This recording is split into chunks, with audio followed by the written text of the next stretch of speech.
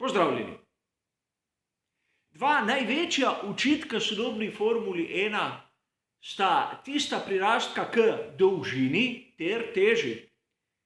In danes si bomo pogledali, koliko v resnici sta se zvečali ti dve vrednosti.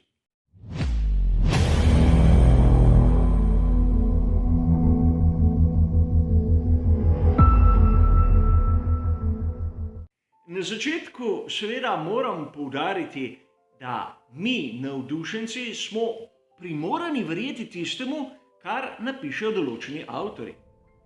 Dvomim, da ima kdo izmed nas možnost v prvi osebi izmeriti, kolikšna je medosna razdalja določenega bolida. In po drugi strani, kdo izmed nas ima možnost tehtati sam bolid. Pri tehtanju ni tako velika težava, kajti obstajajo pravilniki in nihče noče imeti težjega bolida od tistega, kar je najmanjša predpisana dovoljena teža. A že pri sami dolžini bolida pridemo do raznih težav. Namreč najprej, kaj gledamo, dolžino samega bolida ali medosno razdaljo. Mnogokrat, kot bomo videli, je pravilnik tisti, ki določa, kaj se nahaja pred prednjo osjo in za zadnjo. Torej, medosna razdalja kot taka je prosta, ampak v različnih pravilnikih je različno definirano, kaj se nahaja pred prednjim parom koles in za zadnjo.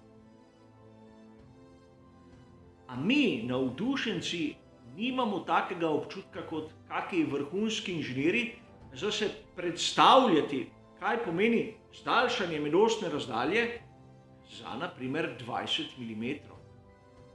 In zato lahko marsikje naletimo na razne grafične prikaze, ki nam to skušajo ponazoriti. In mnogokrat se zgodi, da ti grafični prikazi, te slike, te fotomontaže nam kažejo zmotno situacijo. Namreč mnogim virom ni prvoten namen to, da nekako pokažejo recimo temu pravo sliko, ampak jim je prvoten namen predvsem ta, da zberejo čim več gledalcev.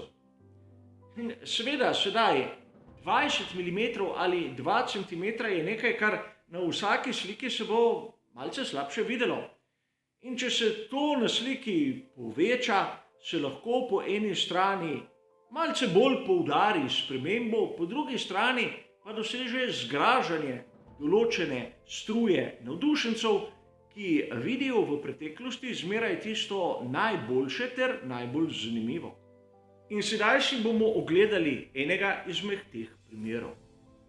Namreč, marsikdo izmed vas se lahko spomni tiste montaže, kjer je Lewis Hamilton pokazal, kak je bil njegov bolid.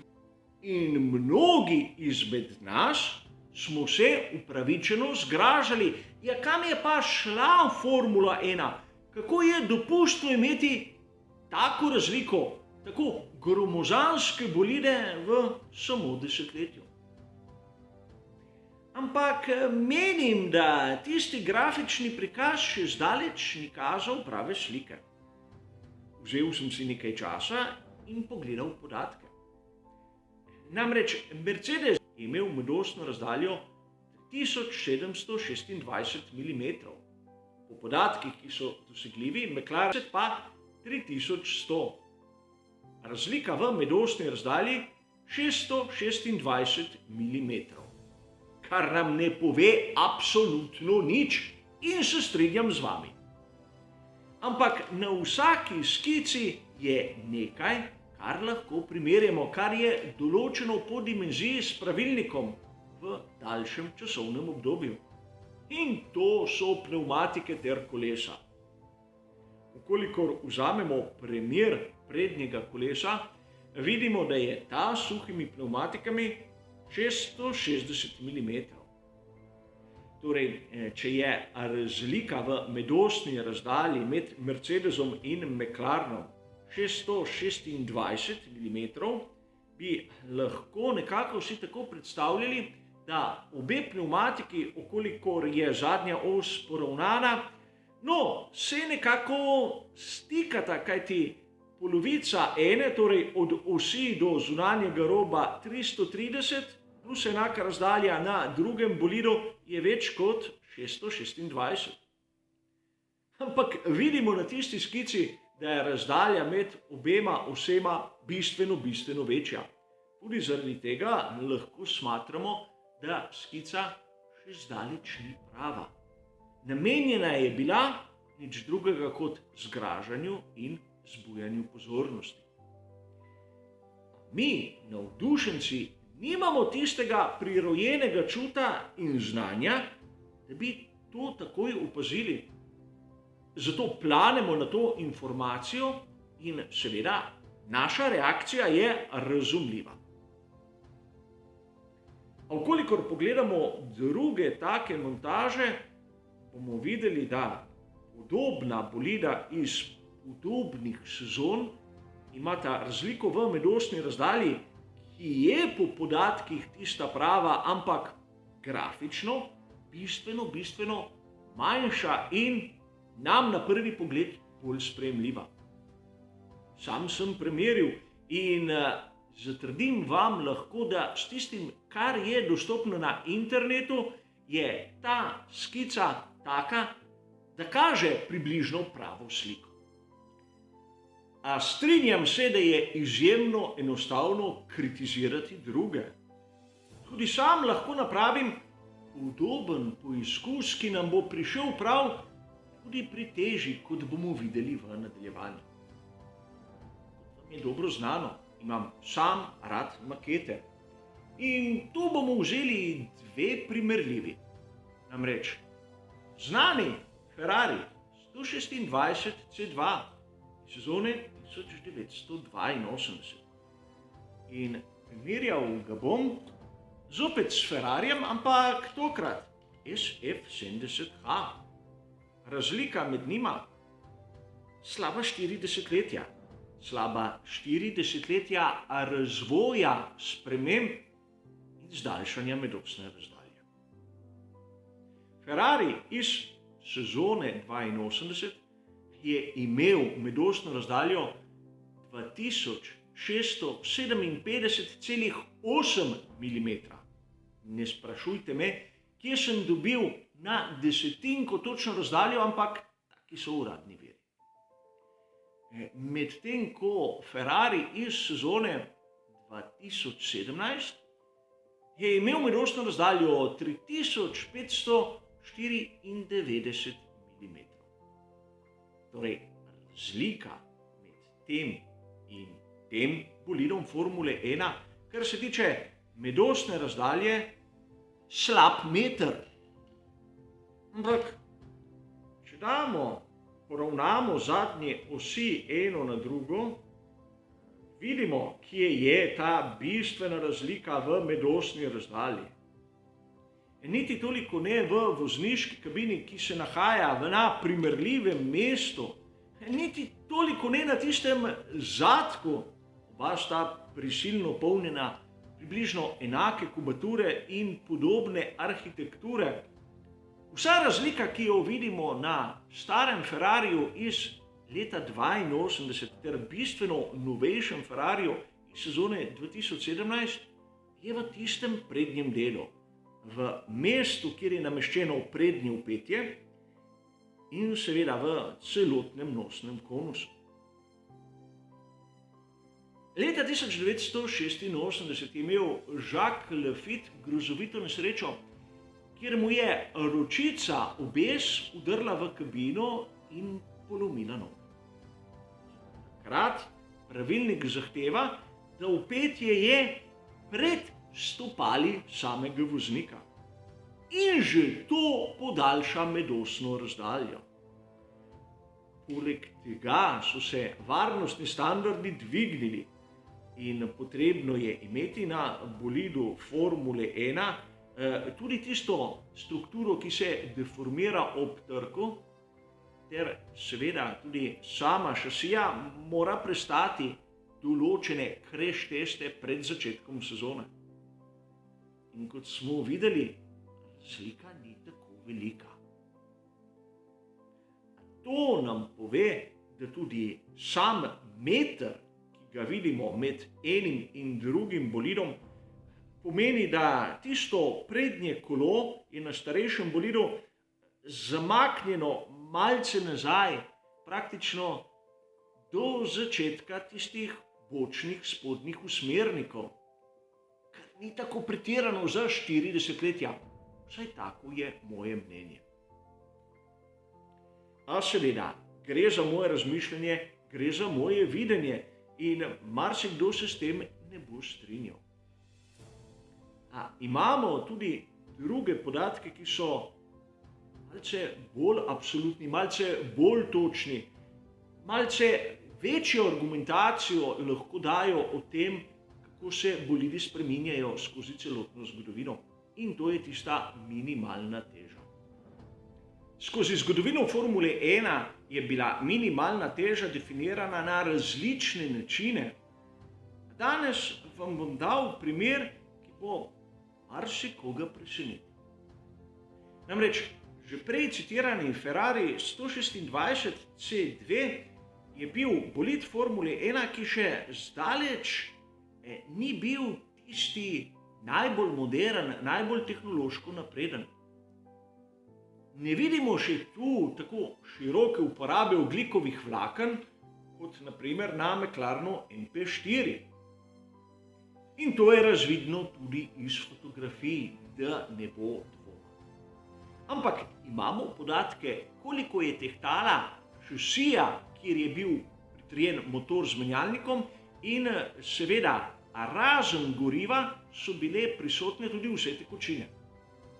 Ferrari 126 C2 je tehtal 595 kg.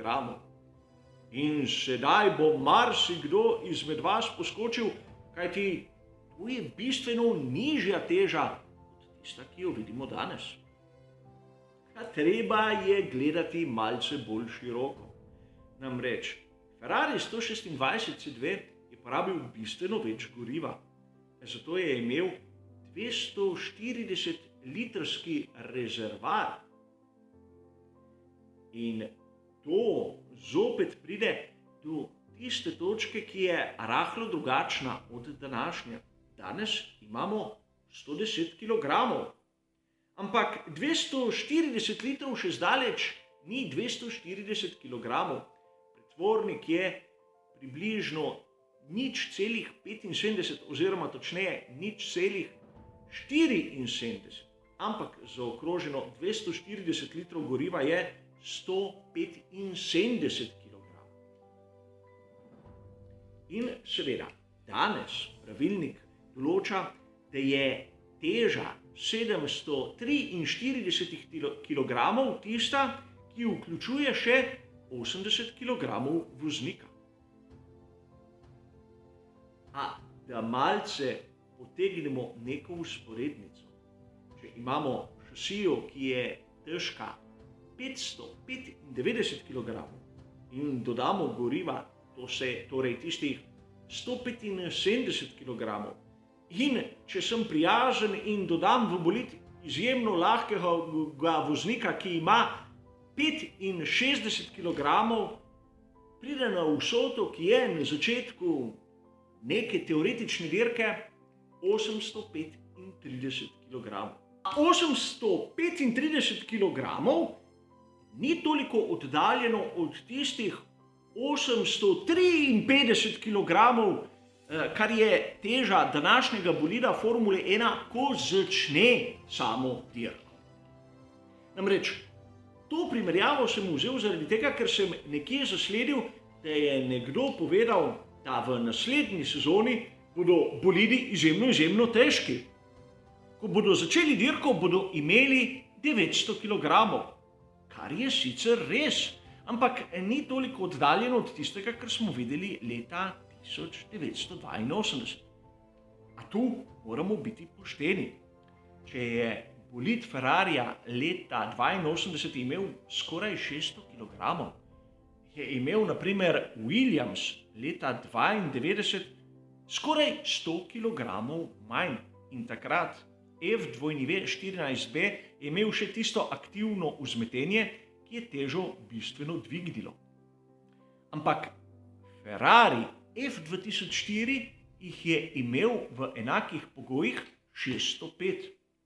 Torej, teža bolidov Formule 1 niha gor in dol. Ampak v naslednji sezoni bomo videli, da se bo teža dvignila za 35 kg. Seveda, mnogi se zgražajo nad tem podatkom, čeprav skoraj nihče ni razložil, zakaj. V tehničnem pravilniku bo dovoljena uporaba tudi drugačnih kompozitnih materialov. Ne samo tistih, ki jih tvorijo ogljikova vlakna, ampak tudi bolj naravnih.